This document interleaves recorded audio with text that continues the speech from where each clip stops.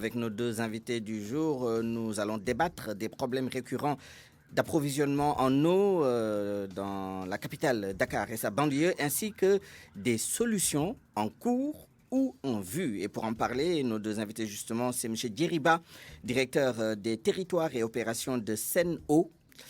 Djeriba, bonjour. Bonjour, monsieur Nian. Nous sommes également avec M. Momat Cissé, vice-président de l'ASCOSEN, l'Association des consommateurs du Sénégal. M. Cissé, bonjour. Bonjour, monsieur Nyon.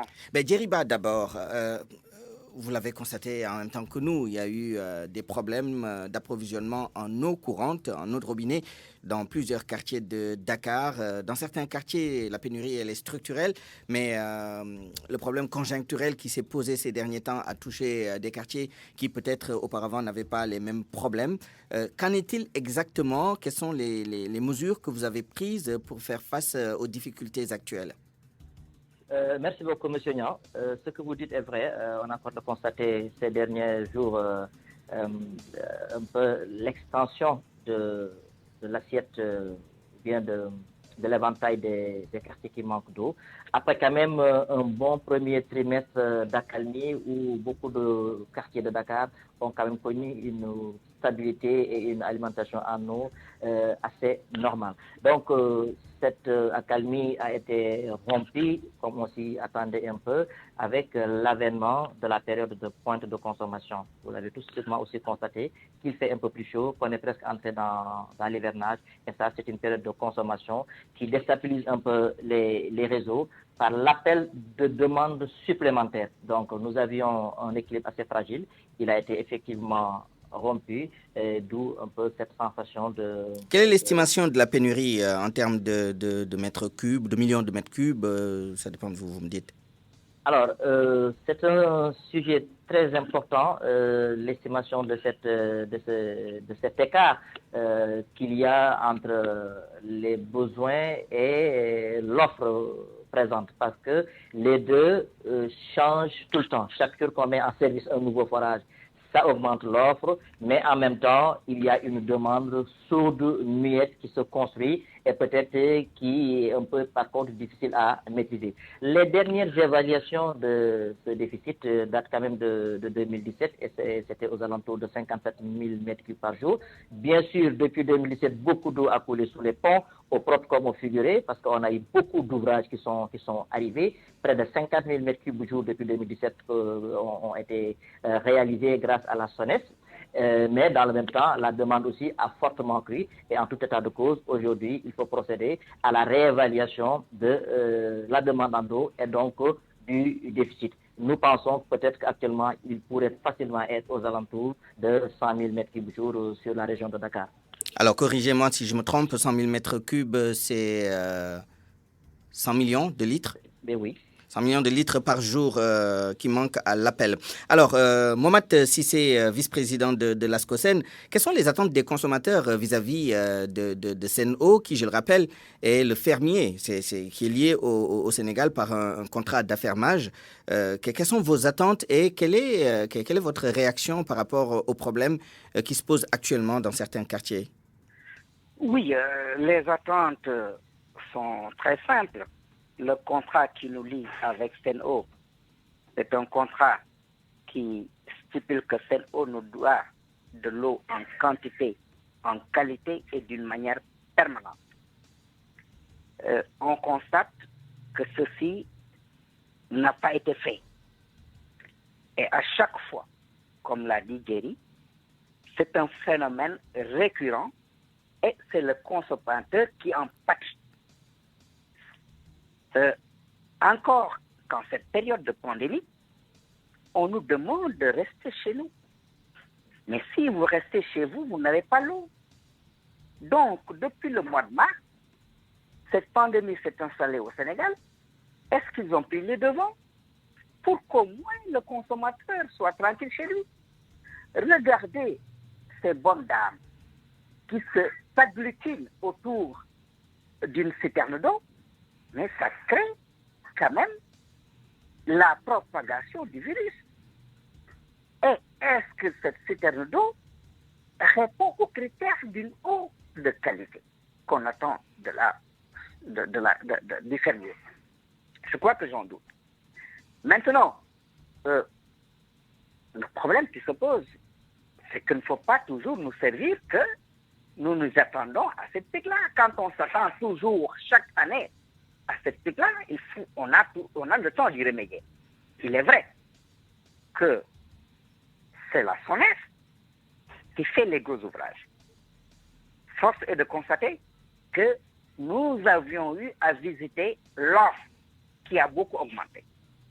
Il est vrai qu'on a eu de retard d'investissement dans le secteur. Mais depuis lors, quand j'entends que certains maraîchers se sont branchés sur notre réseau et qu'il y a un réseau qui leur est dédié, pourquoi l'autorité ne peut pas débrancher tous ces maraîchers-là qui cassent le débit normal de l'eau à Dakar. Justement, Mohamed Cissé, je voudrais introduire Djeriba sur cet aspect précis. Djeriba, nous entendons beaucoup d'explications à cette situation qui parfois sont d'ailleurs pas contradictoires, relativement antinomiques. On nous parle d'une part des intempéries, d'autre part d'un pic de la demande due à la chaleur.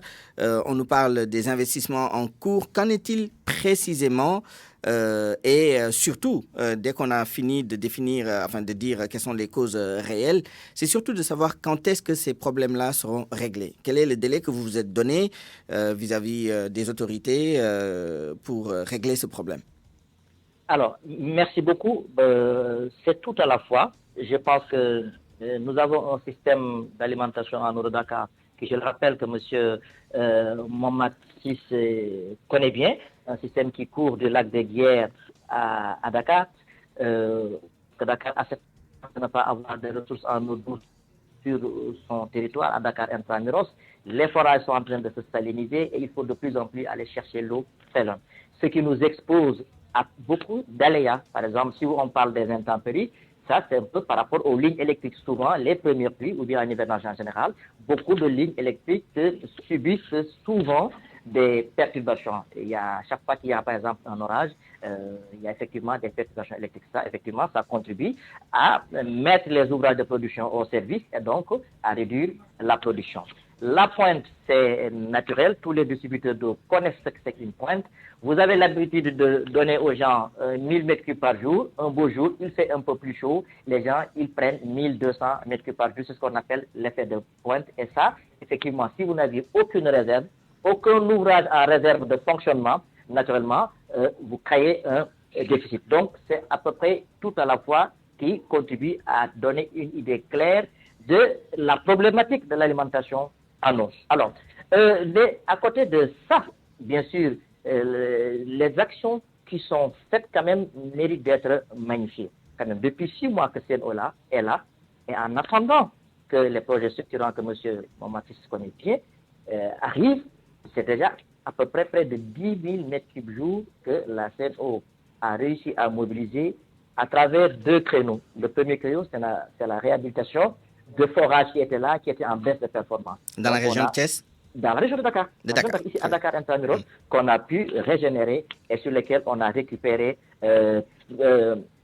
presque 3600 mètres cubes jour. Ensuite, on a réalisé 2 nouveaux forages, dont je pense qu'ils ont été visités hier, qui vont nous donner près de 7000 mètres cubes jour. Donc, c'est des actions concrètes aujourd'hui qui ont permis de tempérer, en tout cas, le déficit, qui ont permis d'amortir la pointe sur beaucoup de zones de Dakar. Les actions sont en train de se poursuivre. Maintenant, par rapport à la solution structurelle, globale, je crois que M. Cissé, qui nous accompagne souvent dans nos activités, effectivement, nous savons tous que nous attendons l'arrivée toute prochaine, j'allais dire, de l'usine de Kermomassar. Quand précisément? Je pense que la planification aujourd'hui, c'est d'ici la fin de l'année. Et moi, vraiment, ça nous permet de dire que cette bataille sur la demande, la gestion de la demande, la maîtrise de la demande en eau, que beaucoup de pays n'ont pas gagné. Ça, il faut le dire, que le Sénégal est en face quand même de gagner cette bataille de la maîtrise, de la maîtrise, de la demande en eau par la mise en place d'infrastructures plus puissantes au moment de leur avènement que la demande. Je pense que nous sommes sur la dernière ligne droite et en décembre 2020, avec l'arrivée de KM3, je pense que tout ceci ne sera plus qu'un mauvais souvenir. Et un mot sur le projet de dessalement de l'eau de mer, quand même, dont on a parlé beaucoup ces dernières années. Quel est votre niveau d'implication dans ce projet? Où en est-on?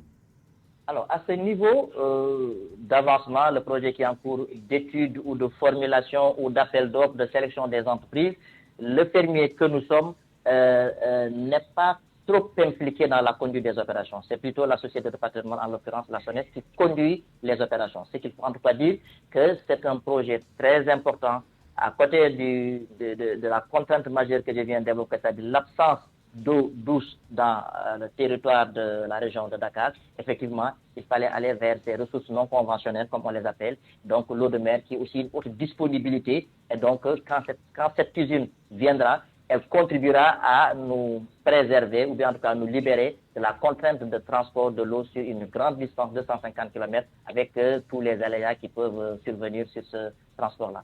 Dernière question pour vous, Djeriba, puisqu'il nous reste très peu de temps. C'est au sujet justement de votre... Vous l'avez évoqué tout à l'heure, hein, des investissements qui sont en cours. Nous n'avons pas à notre disposition, et on n'a jamais eu de toute façon à notre disposition, ni à celle des organisations de la société civile, le contrat d'affermage liant le fermier à l'État du Sénégal via la SONES. Quels sont les investissements? Quel est le niveau d'investissement auquel vous vous êtes engagé? Parce que quand vous nous parlez de vulnérabilité quand même aux avaries sur le réseau électrique, quels sont les investissements que vous faites pour être autonome en termes de moyens d'appoint pour l'alimentation de vos usines en électricité, par exemple? Mais ça, ce sont de petits investissements. Mais plus globalement, quels sont les investissements auxquels vous vous êtes engagé dans le cadre de votre contrat pour améliorer l'approvisionnement en eau? Alors, merci beaucoup, ça c'est très important. Je pense que la principale évolution du contrat d'affermage actuel par rapport à celui qui vient de se terminer, c'est l'augmentation de la part du fermier dans les investissements à travers notamment le renouvellement de l'infrastructure. Vous savez qu'au moment d'arrivée, la SONES a déjà mis en place une infrastructure. Donc, il revient aux fermiers d'assurer le renouvellement de cette infrastructure.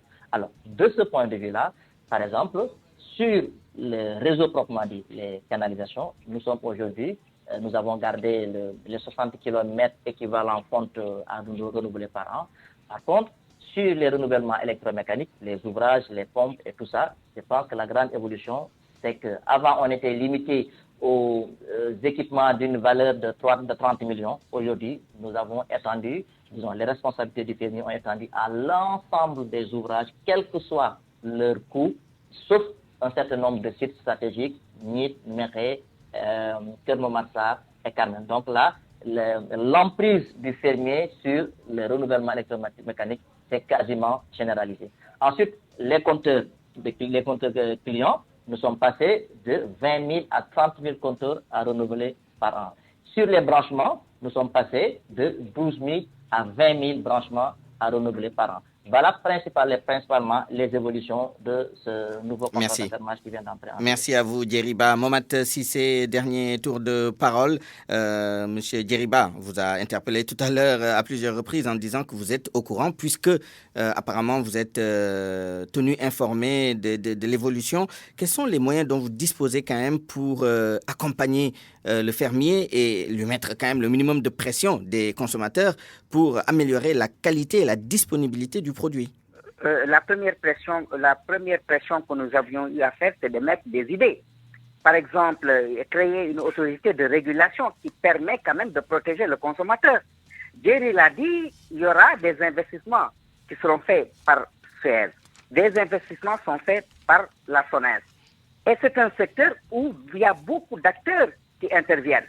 Mais maintenant, en cas de problème, quelle est l'imputabilité de la responsabilité à chaque acteur? Parce que chaque acteur qui intervient doit prendre toutes ses responsabilités et les supporter en cas de dédommagement du consommateur. Parce que nous payons l'eau, on ne l'offre pas gratuitement. Mais en cas d'incident, jusqu'à présent, il était impossible d'établir qui est responsable. Donc, la première idée que nous avons eu à émettre, c'est qu'il y ait une autorité de régulation. Il est vrai que nous accompagnons et on a constaté qu'il y a eu un retard d'investissement et que depuis ce régime-là est arrivé, il y a eu beaucoup d'investissements qui ont été faits. La demande est exponentielle, c'est vrai, mais le cadre de concertation qui a été établi par la SDE, je crois que Suez n'a pas encore eu à huiler ce cadre de concertation qui nous permet de travailler ensemble entre associations de consommateurs et Suez. Très bien, Mohamed Cissé, je suis désolé, malheureusement le temps qui nous a imparti arrive à son terme. Nous vous retrouverons tout à l'heure dans l'édition en Wolof et je vais demander à Mamadou Mohamed Ndiaye de vous accorder un peu plus de temps de parole. Merci en tout cas à tous les deux d'avoir pris part à ce point de vue. À 12h53, c'est la fin de cette édition du Grand Journal. Je vous remercie de l'avoir suivi. Tout à l'heure, retrouvez Mamadou Mohamed Ndiaye pour la principale édition de la mi-journée en Wolof. Tout de suite, Allô Présidence, excellente suite des programmes. Au revoir.